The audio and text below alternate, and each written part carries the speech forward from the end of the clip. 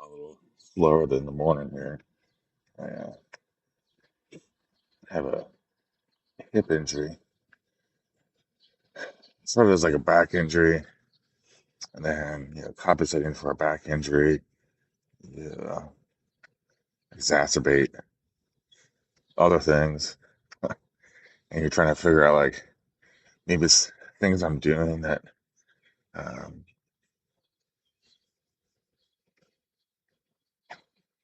that. And so I drive like an Elantra, 24 Elantra, and I was realizing how I was getting in. I'm a tall guy, and so I would like put my leg in and kind of like you know get in there, you know. And I was realizing like, man, I'm tweaking the heck out of my hip doing that, dealing with it right now. And so I basically had to like sit down, rotate in. I should have been doing that all along. I had to hurt my back and I had to like, I had been thinking about it. So it's just out here warming up my legs after sleeping. Nice early walk, 6 a.m. Um, life's full of lessons. You get older and you start to realize uh, how much you don't know. Some people learn earlier on, but sometimes it's just good to get those lessons or relearn those lessons.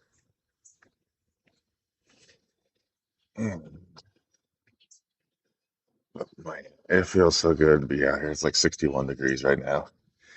Past couple of weeks this summer have been like brutal. You wake up and it's already 82 degrees, and then you're like, "Cool, 82 is the cool degree. That's how cold it's gonna be. It's only gonna go up from there, you know." And so then my days were like 95, 100, 105, and that's just real temperature. And then you're going into like how it actually feels, the real temperature, it's like 110, 115. And I really had to like learn how to modulate my efforts instead of just powering through things. And like maybe 10 years ago, I was in a lot better shape. I probably could, but life, business, put on some weight.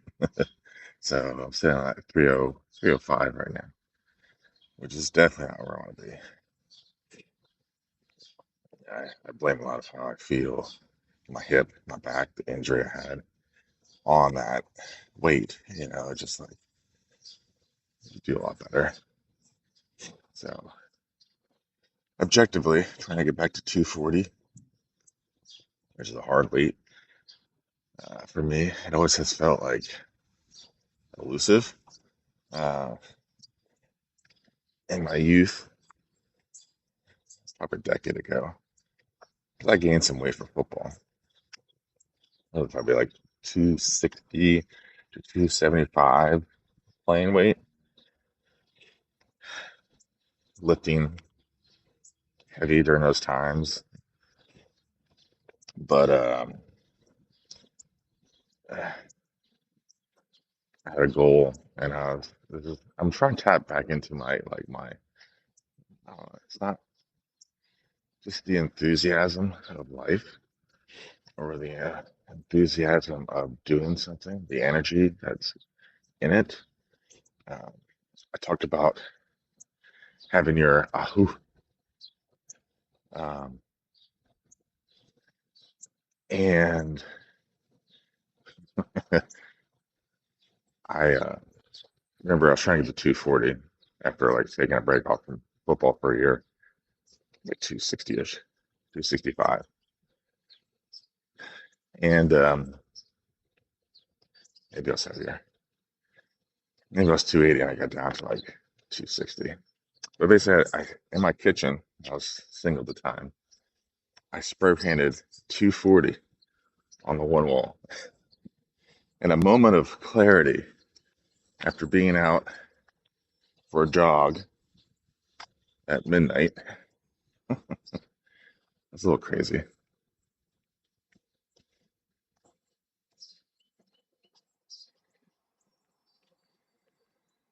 Those endorphins, can really get you.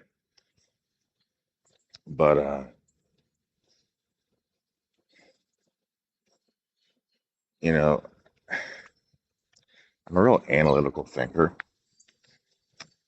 but analytic thinking doesn't really get you the kitty cat, and it doesn't really get you like motivated. It doesn't really get you like the oomph you need in life to be like, I'm just gonna get after things. You need emotion. You need things that you can tap into that can change that chemical state in your brain that says like, yes, you want to make a good life, a good income, that kind of stuff. You have goals, and you have you have debts you want to pay off, and you have things you want to buy. And I've just kind of been approaching it from like my thinking brain instead of my shark brain. That's that's I kind of like leaning back into. I look into symbolism in many ways. I'm playing for the Sharks. Yeah, refer to each other as sharks. Yeah, and oh, it's tight this morning, but just kind of get like I know I'm good enough for things. I know I'm smart enough. I know how to analyze things. I know how to plan for things. But I haven't like lifted truly in like 7, 8 years. I used to do push-ups. My last big weight loss sprint, I used to run. That was for like 5 years now. I used to run. I could run 5, 6 miles at a clip. I was down to 260. I was I was in pretty good shape for being 260. Never got all the way. Then we had our second child, and I said, "Oh, this would be a great time to keep growing the business we have, Subways. Keep driving farther and farther away, more stores, add more stress, and make no more. Then don't make more money to do it." Uh, yeah, definition of insanity, you know. But I always approach that as like analytical, adding more stores, which is important. You want to go into just emotions,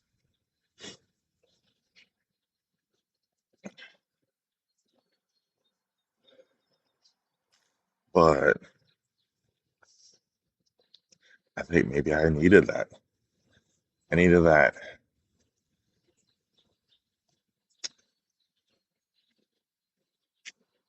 buzz, that feeling of just like that coursing through your blood, your veins, kind of feeling of like, I'm gonna go out here today and I'm gonna crush it.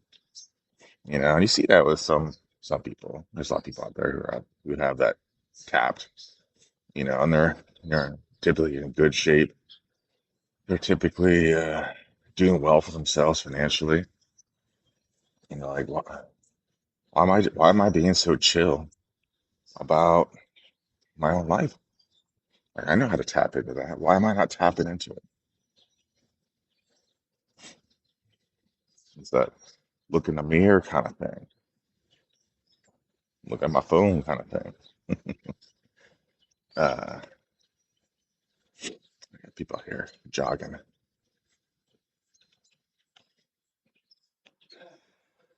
Kids.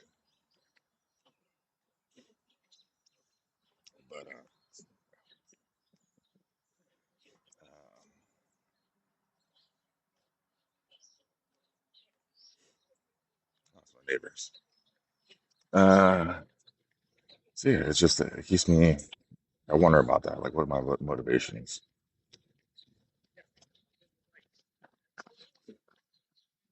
And and one of them was my neighbor. Running club. I never joined a running club because I'm like 150 pounds heavier probably than all of them. So, like, hey guys, I'm not gonna pace. Like it's one of those things. Maybe I'm at 250, I can pace you, but not right now. 'Cause I've always prided myself I could run. Anyways, got distracted there. But yeah, just tapping back into just feeling alive, just feeling that emotion when you and going out and attacking life instead of just like letting life own me, letting the days own me. I've been setting a schedule as of recently, but some days the schedule doesn't really like what I'm thinking or how I planned out the day. It's like how do you keep moving through a day? I'm not like falling back to like the energy. And I started using these positive self-talk dogs. Positive self-talk early on in my career now here. I've done it throughout my life on and on. But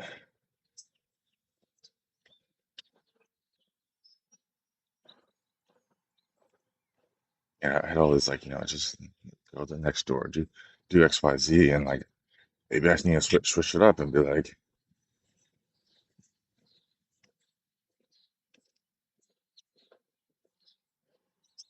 tap into your emotion, tap into your feelings, tap into your ooh, oh,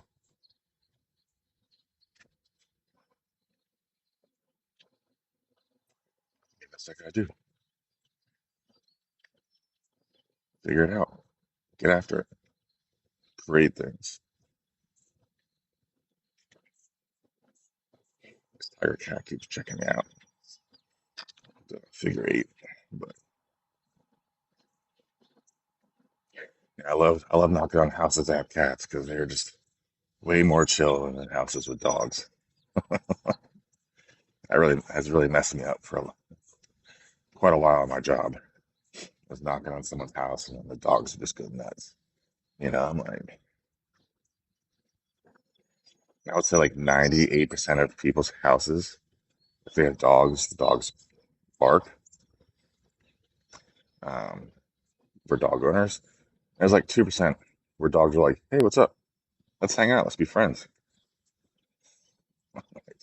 Like, do we just not normalize our dogs enough to like, someone shows up at your door and knocks on your door, that's like a chance to freak out, like crazy freak out.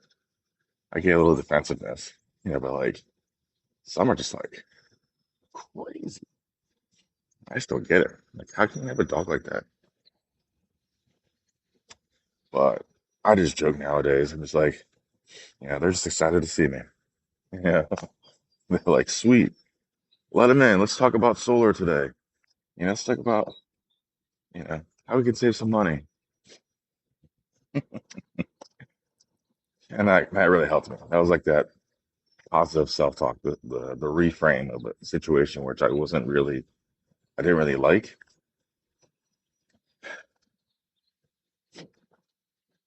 So I thought it was intruding. I thought it was like making the home unpleasant. But, it's not. They're not my dogs. So why should I have to stress about that?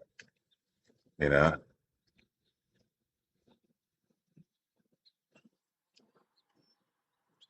I think it's reasonable to have someone show up to your house and knock on your door. Like, Why have a door? Why have a, you know, you don't want people to show up your house?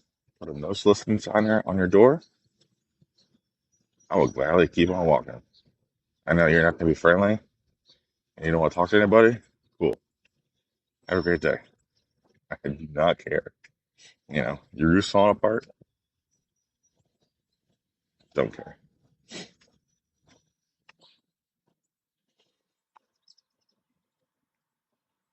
Is that negative?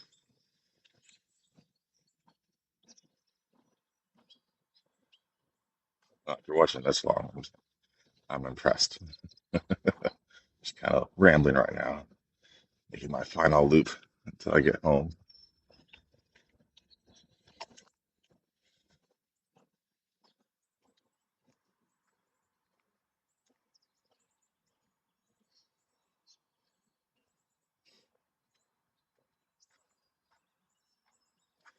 It's really interesting checking out trees. These like pink maple leaves, the seed pods there. So I just find it so interesting. Like when I'm out and about, out and about. Um, I'm always trying to identify trees, always trying to identify plants. I'm like, I just soak in so much information of the world around me. I don't know if that exhausts me or what. I'm constantly processing things.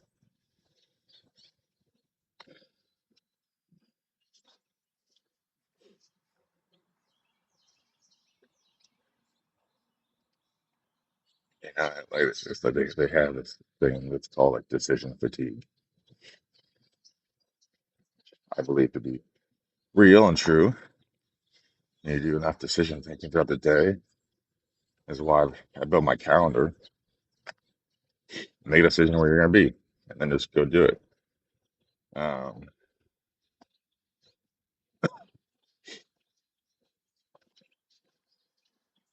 that eliminated a lot of the fatigue I was having from trying to figure out what I was gonna do for my day, where I was gonna be, like when I was gonna be there.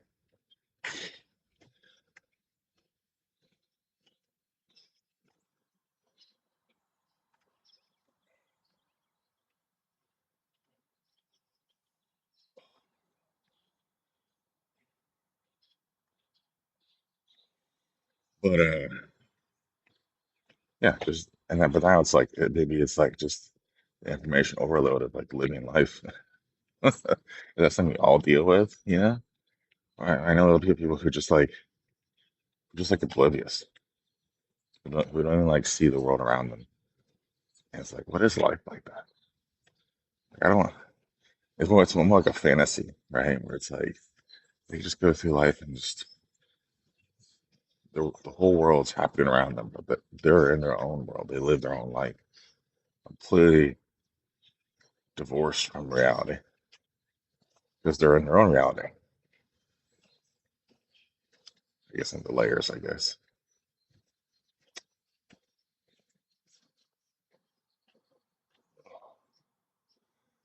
Nice day today. Just feeling it. It'll be a long day. So here's to hoping I'm gonna talk to some friendly people today. I want to chat, learn about how I can help them with solar and stuff. Maybe a roof or two. It's one of those things like this job took me about 4 weeks to settle it in on. And it's weird, like I've applied to all these places to work at, traditional jobs. And I do interviews and I'll get ghosted and corporate jobs, just getting ghosted and stuff, whatever. But why did I take my time on this job? Why did I not believe it was gonna be a real thing? You know, and I treat it like maybe it's maybe I don't deserve it. So look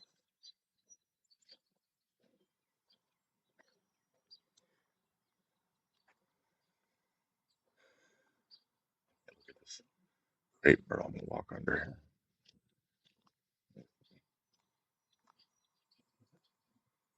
Bark, it's amazing. Never thought I'd appreciate a great myrtle, uh, but they can be really beautiful trees. But yeah, maybe that's it. Maybe that's through this whole thing. I started to realize like I just kind of been too casual, too reluctant to tap into my